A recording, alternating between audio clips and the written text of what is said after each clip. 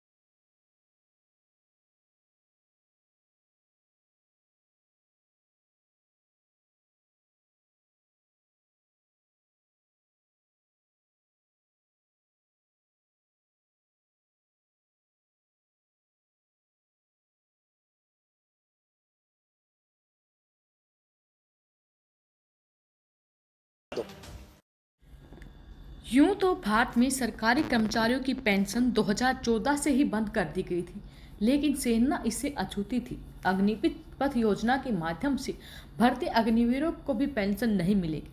इन्हें 4 साल के बाद सेवा मुक्त कर दिया जाएगा। ऐसे में ये भी पेंशन के हकदार नहीं होंगे। सरकार की योजना के बाद सांसद और विधायकों की पेंशन पर सवाल उठने स्टार्ट हो गए। सांसद विधायकों की पेंशन का विरोध हो रहा है क्योंकि इनके पास पहले ही काफ़ी संपत्ति होती है। हालांकि इनमें कुछ अपवाद भी हो सकते हैं, लेकिन ये लोग अपनी पेंशन छोड़ने की बात नहीं करते हैं। नई प्रक्रिया के तहत नेताओं को सेवा के दौरान हर महीने अपने कुल वेतन में से अंशदान देना होता है, जिसे सरकार भी हर महीने उतने ही रुपया देती है और इसी को जोड़कर पेंशन के रूप में दे दिया जाता है। यह जानकर हैरानी हो सकती है कि अगर कोई व्यक्ति एक दिन के लिए भी सांसद बन जाए तो उसे आजीवन 25,000 रुपये पेंशन के रूप में दिए जाते हैं और इसके पश्चात उनकी पत्नी को आधी पेंशन का प्रावधान है। भारत के कई राज्य तो ऐसे हैं जहां के पूर्व विधायकों की पेंशन सांसदों से भी ज़्यादा है। विधायकों को रिटायरमेंट के बाद पहले 5 सालों में 25,000, उसके बाद प्रतिवर्ष 2,000 रुपये अलग से मिलते हैं।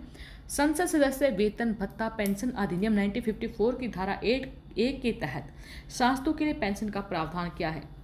सांसदों को प्रतिमाह 20,000 रुपये पेंशन के रूप में दिए जाते हैं। यदि नेता एक बार से ज़्यादा सांसद बनता है तो उसकी पेंशन में अतिरिक्त राशि जुड़ जाती है। हालांकि विधायकों की पेंशन को लेकर अलग अलग राज्यों में अलग अलग प्रावधान हैं। पंजाब में अब एक ऐसे विधायक को भी पेंशन मिलती है। गुजरात में एक ऐसा राज्य है जहां पूर्व विधायकों को पेंशन नहीं दी जाती है। कई राज्यों में विधायक 8 बार पेंशन ले रहे हैं। राजस्थान की बात करें तो एक बार के पूर्व विधायक को 35,000 रुपये प्रति माह मिलती है।